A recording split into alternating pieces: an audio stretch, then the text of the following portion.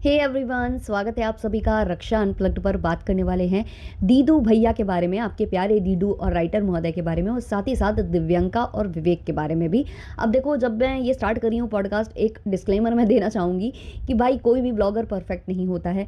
जो भी ब्लॉगर्स हैं जिनको आप अच्छा समझते हो, कल वो कैसे निकल कर आए हमें नहीं पता है ना। तो इसलिए मैं ये तो नहीं कह सकती अब किसी भी ब्लॉगर को लेकर कि ये तो भाई बेस्ट है, ब्लॉगर हो तो ऐसा हो वरना ना हो, ये मैं नहीं बोल सकती। क्योंकि जो मेरे पुराने सब्सक्राइबर्स हैं उन्हें बहुत अच्छे से पता होगा कि एक टाइम पर मैं बोला करती थी कि ये जो सर जी और मैडम जी हैं ये मेरे फेवरेट ब्लॉगर्स हैं, क्योंकि ये एंटरटेनमेंट देते हैं भरपूर, मतलब हंसाते भी हैं, चैरिटी वर्क भी करते हैं। जैसे कि मतलब डॉग्स और कैट्स के लिए जो भी ये करते थे वो भी हम देखते आ रहे थे। दोनों का बॉन्डिंग वगैरह जो दिखता था, या अपने डॉग्स के साथ जो इनका बिहेवियर दिखता था, वो एक टाइम पर मुझे बड़ा अच्छा लगता था। अंकल आंटी को लेकर भी ये लोग जो दिखाते थे अपना प्यार, वो भी बहुत अच्छा लगता था।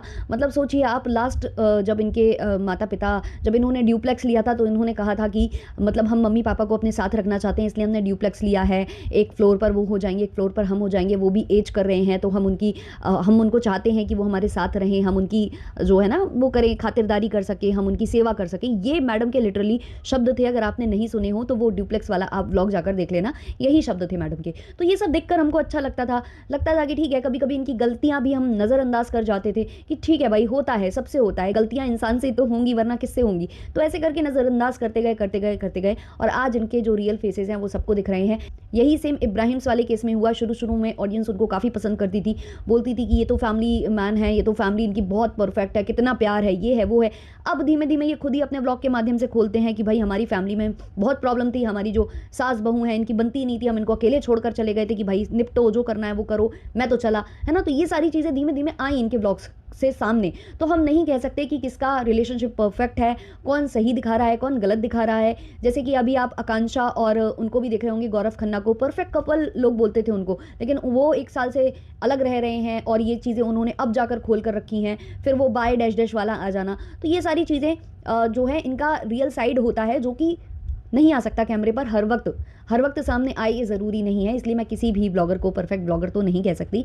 लेकिन हाँ, यहाँ कंपैरिजन क्यों होता है दिव्यंका विवेक का और ये जो सर जी और मैडम जी हैं इनके संग, क्यों होता है, उसका कारण ये है कि दोनों ने ही बहुत ज़्यादा वेट किया है बच्चों के लिए। 10 साल का लंबा इंतज़ार उन्होंने भी किया है, इन्होंने भी किया है, और दोनों आसपास ही माता पिता बने हैं, इसलिए इनका कंपैरिजन होता है और दोनों का जो कंटेंट आता है उसका कंपैरिजन फिलहाल के लिए होता है। तो जैसा कि आपने देखा था कि मैडम और सर जी ने भी एक व्लॉग शेयर किया था जहां बच्चों का नामकरण हुआ था। अब यहाँ से जो दिव्यंका और विवेक हैं उनका भी व्लॉग आया है, वो मेरे सामने आया, मैंने देखा। अब आप डिफरेंस देखिए कि पूजा को पूजा की तरह दिखाना, व्लॉगिंग कर रहे हो आप पूजा की नामकरण संस्कार की, उसको उसकी तरह दिखाना, और या ये दिखाना कि हम मम्मी पापा लगते हैं कि नहीं, कॉफ़ी कॉफ़ी कॉफ़ी, पूजा हो रही है तो पंडित जी आए हैं तो मैं कौन सा माहौल क्रिएट करूं कि यहाँ पर भी कुछ ऐसी बात हो, मम्मी पापा तक पहुँचे पंडित जी, और फिर मैं बोलूँ ये नकारा था, निकम्मा था, इसको तो देखो लिया नहीं, मेरे मम्मी पापा जो है अप्रूव नहीं कर रहे थे, जैसे तैसे हमारी शादी हुई, देखो आज ये कुछ कर पा रहा है ना। तो ये सब जो ये करने की कोशिश करते हैं अपने ब्लॉग में, वो ब्लॉग कुछ और, मतलब व्लॉग होता किसी और चीज़ का है लेकिन दिखाते ही कुछ और है। अगर आप दिव्यंका और विवेक का व्लॉग आपने देखा होगा तो आप देखोगे कि उन्होंने प्रॉपरली दिखाया है कि कैसे पंडित जी डेकोरेट कर रहे हैं, कैसे उन्होंने सजावट की है, उन्होंने महत्व बताया है उस पूजा का कि वो कैसी होती है पूजा, आपके मनोकामना पूरी होने के बाद आपको कराना ज़रूरी है वो पूजा, ये सब उन्होंने इन्फॉर्मेशन दी। उसके बाद वो जो प्रसाद बना हुआ था वो भी उन्होंने दिखाया कि क्या क्या बना है, कैसे कैसे बना है, किसने बनाया है, मैं इसका क्रेडिट नहीं ले सकती हूँ, ये भी उन्होंने वहाँ पर मेंशन किया और बताया कि प्रसाद बना है। फिर वो अपना कंप्लेन बॉक्स उनका भी थोड़ा सा खुला, लेकिन उन्होंने रोका कि नहीं नहीं अभी नहीं, ये सारी बातें करेंगे फिर कभी करेंगे, अभी हम पूजा करने वाले हैं, नामकरण वाली बात हो रही है। तो वही वो बहुत मतलब पॉजिटिव नोट पर इनके व्लॉग्स अभी चल रहे हैं, जो कि अच्छे लग रहे हैं अभी के लिए।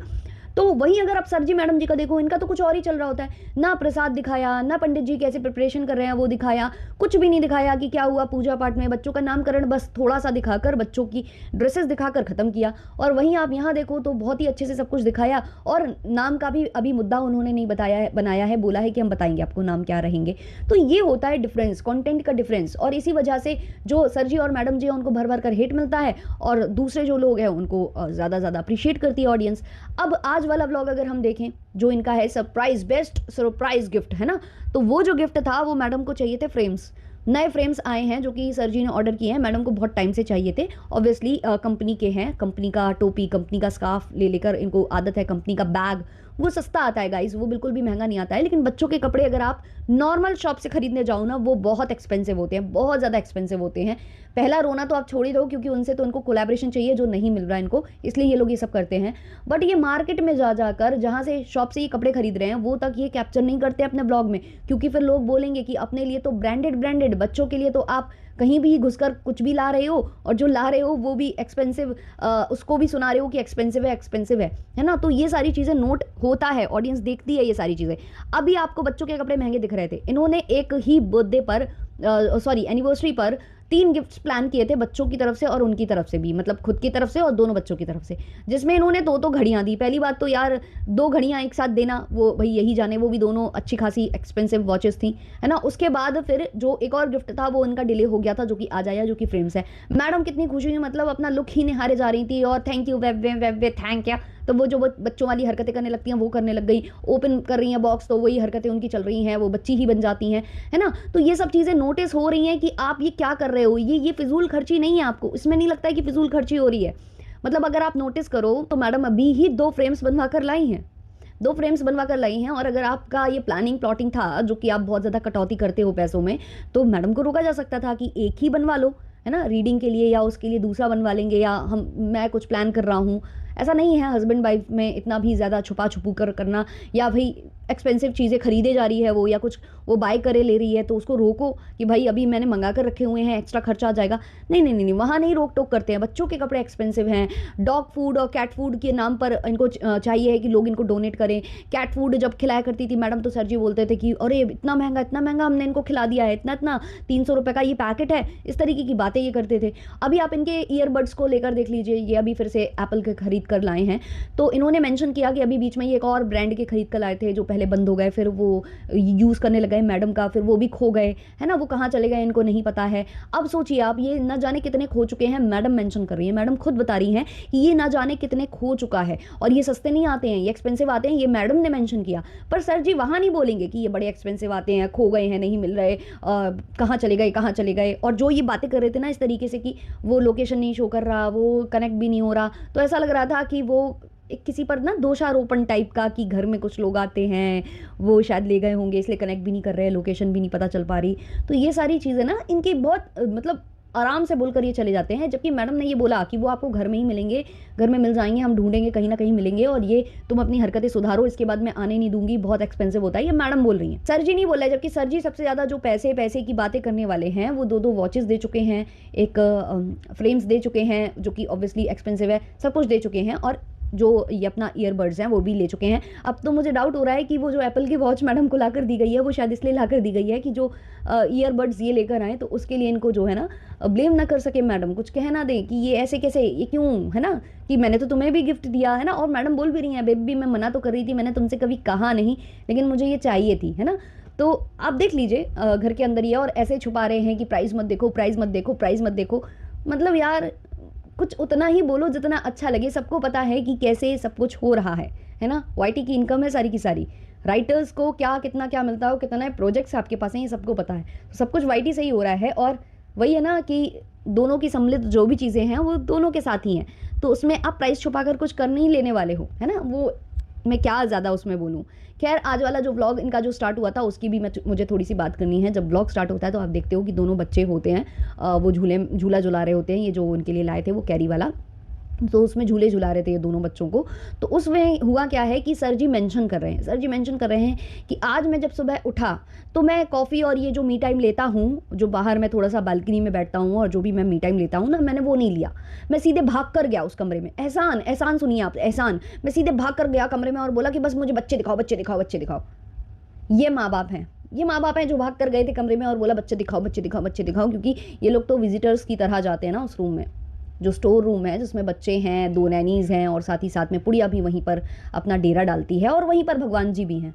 और वहीं पर इनका पूरा कॉपी किताबें, और वो इसलिए स्टोर रूम बोला जाता है ना उसको, तो उसमें सब कुछ अवेलेबल है और वो उनका खातिरदारी करते हैं। ये केवल विजिटर्स की तरह जाते हैं, इसलिए इनको बोलना पड़ता है बच्चे दिखाओ, बच्चे दिखाओ, बच्चे दिखाओ। और उसमें मेंशन कर रहे हैं कि आज हमने चाय नहीं पी, कॉफ़ी नहीं पी, ये नहीं पी, वो नहीं पी, हमने अपना टाइम छोड़ा है, बच्चों के साथ टाइम काटा है, ये किया है। तो इनके शब्दों का चयन, काटा है, ये किया है, वो किया है, इस तरीके के ये शब्द प्रयोग करते हैं और उसको भी सुनाते हैं। कंप्लेन बॉक्स ऐसे खोलते हैं जैसे कि एहसान कर रहे हैं अपने बच्चों के साथ ही टाइम स्पेंड करके, पता नहीं क्या करते हैं, और वो पूरा शो करते हैं। और फिर बोलते हैं कि हम यहाँ बैठे हैं, हम यहीं नाश्ता करेंगे, यहीं वो करेंगे, बच्चों को झूला झुलाते झुलाते। पॉसिबल ही नहीं है कि आप नाश्ता भी कर लो और झूला भी झुला लो, है ना, वो पॉसिबल नहीं है। वो सबको पता है, वो कंटेंट है, कंटेंट है, कंटेंट है, ये सबको दिख रहा है, इसीलिए इतना ज़्यादा हिट इस समय आपको मिल रहा है। और आपकी आदतों में सुधार फिर भी नहीं है, फिर भी नहीं है।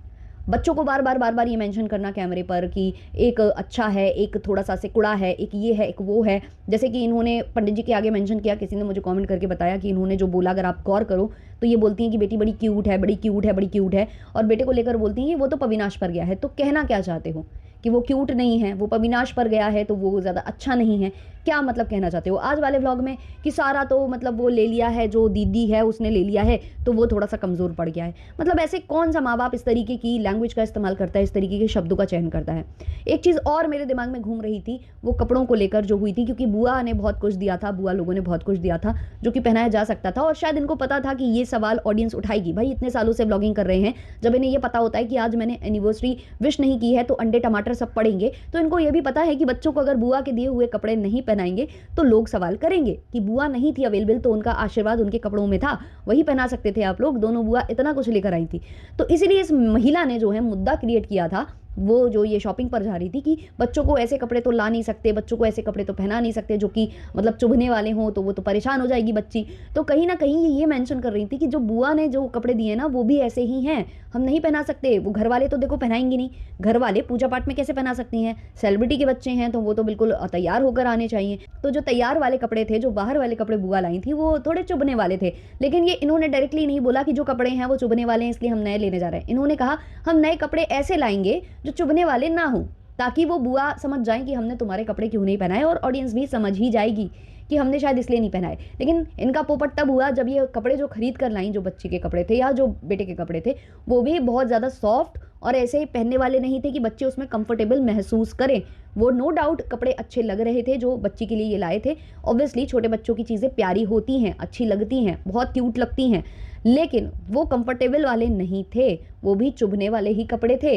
लेकिन क्योंकि बुआ के नहीं पहनाने थे तो इतनी कहानी की गई। इवन वो जो बुआ का भाई है वो भी शर्ट पहनकर आया था, बढ़िया सी शर्ट थी, वो बढ़िया नई शर्ट थी, उसने कहा भी कि मेरी दीदी ने दी है, और इन्होंने वहाँ पर भी उसको बेइज्जत कर दिया कि उतार कर आओ, क्या पहने हो, ना बाप जैसे लग रहे हो, ना बाल बनाए हैं, ना ढंग के कपड़े पहने हैं, और कुर्ता डाल कर आओ। तो इस तरीके से तो इन्होंने उधर पर मेंशन किया है। और कंटेंट का तो आपने इनका देख ही लिया है कि बच्चे के कपड़े लाए गए हैं, बच्चे का फेस तो दिखा नहीं सकते, बच्चे को वैसे भी नहीं दिखा सकते हैं कपड़े पहने हुए, तो उस कपड़े का कंटेंट हम कितना खींच लें, क्योंकि ऑब्वियसली उसमें पैसे लगे हैं, तो हम थोड़ा सा इससे खींचें, कंटेंट खींचें, इससे भी इनकम जनरेट करें, वॉच आवर्स बढ़ाएं, अपने जो व्लॉग है उसकी लेंथ बढ़ाएं। तो मैडम उसकी ड्रेस को लगा लगा कर दिखा रही थी। सर जी बोल रहे हैं अपने ऊपर अच्छे से रख कर दिखाओ तब पसंद आएगा।